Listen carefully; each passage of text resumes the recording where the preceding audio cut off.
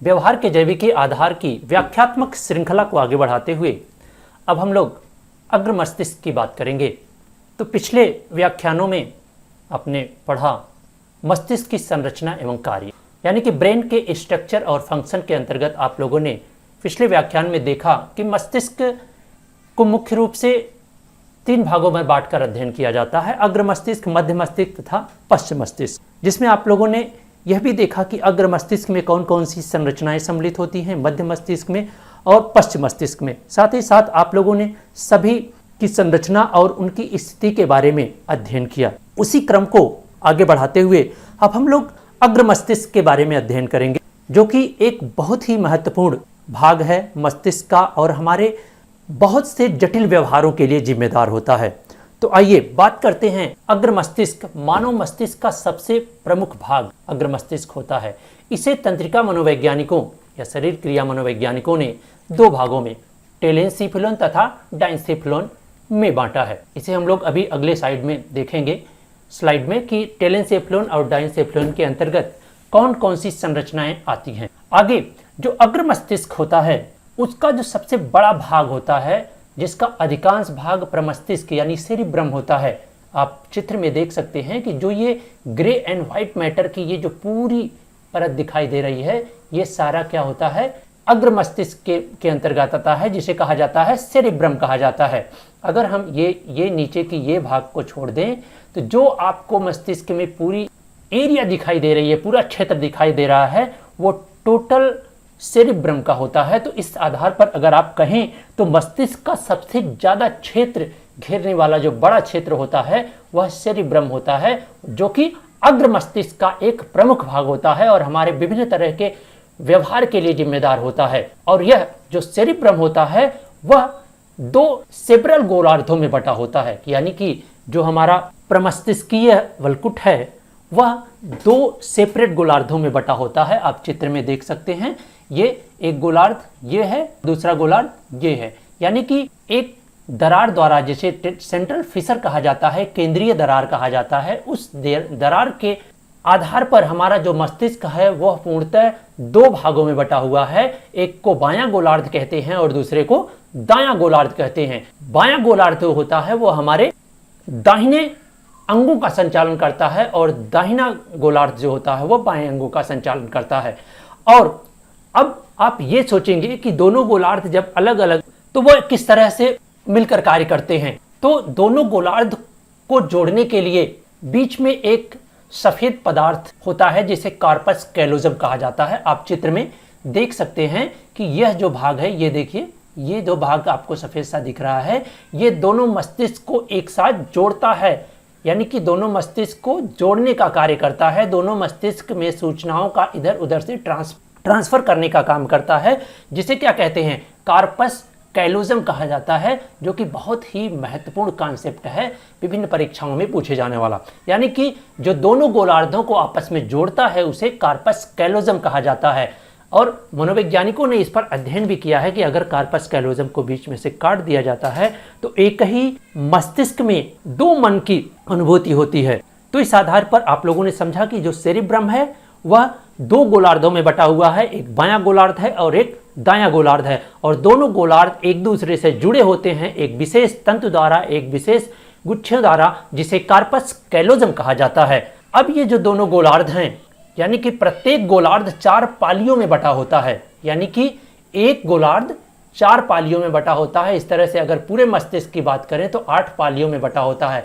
Frontal lobe, parietal lobe, occipital lobe तथा temporal lobe. आप चित्र में देख सकते हैं, चूंकि सभी को अलग अलग कलर से दिखाया गया है। प्रत्येक गोलार्ध 4 पालियों में बटा हुआ है। ललाट पाली, जिसे अग्र मस्तिष्क कहा गया, जिसे फ्रंटल लोब कहा जाता है, पार्श्विक यानी कि पैरिटल लोब, ऑक्सीपिटल लोब जिसे पश्च गोलार्ध कहा गया, और टेम्पोरल लोब जिसे शंख पाली कहा गया। इस आधार पर आप देखेंगे तो जो हमारा एक गोलार्ध है वह 4 पालियों में विभक्त है। चारों पालियों का अपना अलग अलग कार्य है, अलग अलग व्यवहार के लिए उत्तरदायी होते हैं। और प्रत्येक गोलार्ध की जो सतह है वो ग्रे पदार्थ से बनी होती है। आप देख सकते हैं, हमने पहले भी पिछले व्याख्यान में बताया कि जो प्रमस्तिष्कीय गोलार्ध होता है या सेरिब्रम होता है वो 2 कलर का दिखता है, व्हाइट और ग्रे कलर का।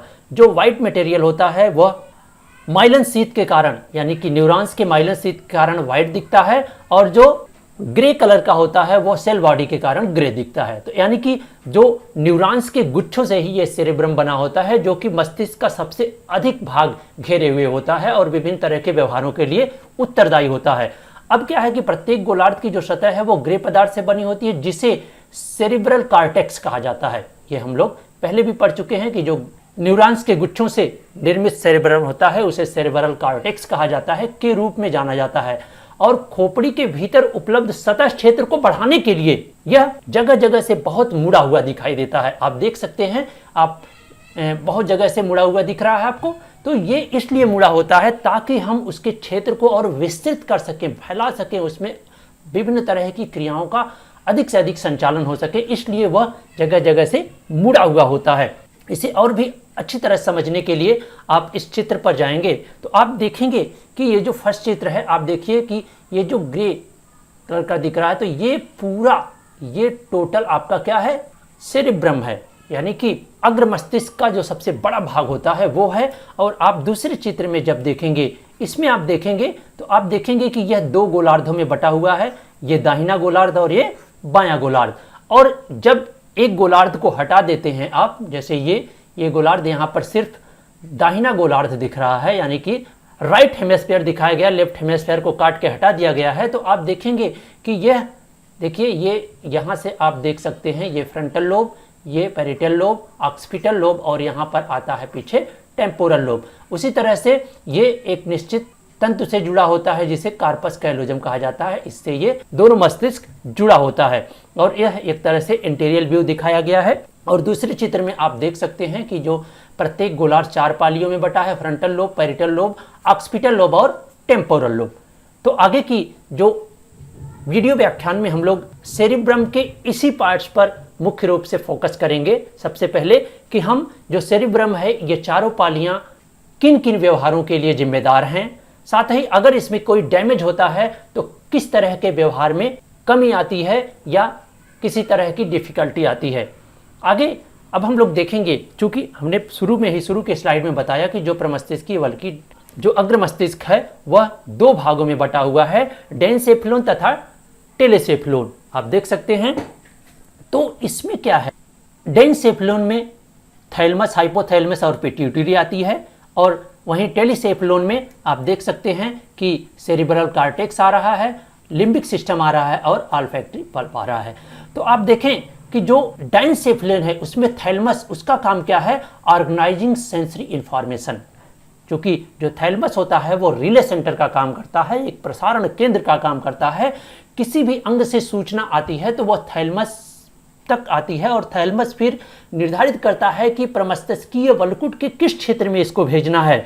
तो वह रिले सेंटर का काम करता है और उस निश्चित क्षेत्र में भेजता है, और पुनः उस क्षेत्र से जो सूचनाएं आती है वो भी थैलमस द्वारा ही ऑर्गेनाइज की जाती हैं, फिर वो सूचना को विभिन्न अंगों तक पहुंचाता है। वहीं डायनसेफ्लोन में जो दूसरा प्रमुख संरचना है उसे हाइपोथैलमस कहा जाता है। चूंकि थैलमस के जस्ट नीचे होता है इसीलिए इसको हाइपोथैलमस कहा जाता है। यह भी हमारे विभिन्न तरह के व्यवहारों के लिए बहुत ज़्यादा जिम्मेदार है, चूंकि यह एंडोक्राइन सिस्टम, यानी कि जो हमारी एंडोक्राइन सिस्टम है उसके लिए विशेष तरह से जिम्मेदार होता है, क्योंकि इससे जस्ट नीचे एक और संरचना होती है जिसे पिट्यूटरी ग्रंथि कहा जाता है, जिसे आप मास्टर ग्रंथि भी कहते हैं, और यह एंडोक्राइन ग्लैंड्स को संचालित करती है, यानी कि इसमें विशेष तरह के स्राव निकलते हैं जो किसी भी एंडोक्राइन ग्लैंड्स को संचालित करती है, उसको निर्देशित करती है। तो इस तरह से डायनसेफ्लोन में ये मुख्य रूप से 3 संरचनाएं आती हैं।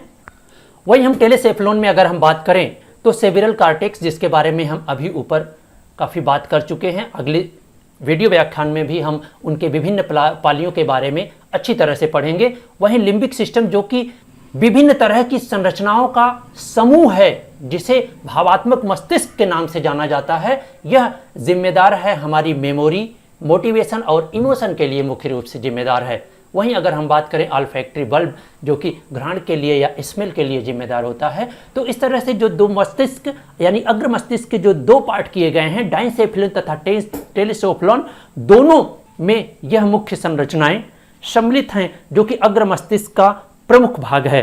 अब हम लोग आगे के वीडियो व्याख्यानों में इन्हीं सभी संरचनाओं के बारे में सेपरेट वीडियो में विस्तृत चर्चा करेंगे और यह भी देखेंगे कि कोई भी संरचना किस व्यवहार के लिए जिम्मेदार है, किस क्रिया के लिए जिम्मेदार है और किसी तरह के डैमेज होने पर या उसमें घाव होने पर वह व्यवहार में किस तरह का परिवर्तन लाती है। इन सभी बातों पर हम लोग आगे आने वाली वीडियो व्याख्यानों में बात करेंगे। साथ ही हमारी आने वाली नई वीडियो की इन्फॉर्मेशन पाने के लिए अब चैनल को सब्सक्राइब करें, वीडियो को लाइक करें और मित्रों में अधिक से अधिक शेयर करें।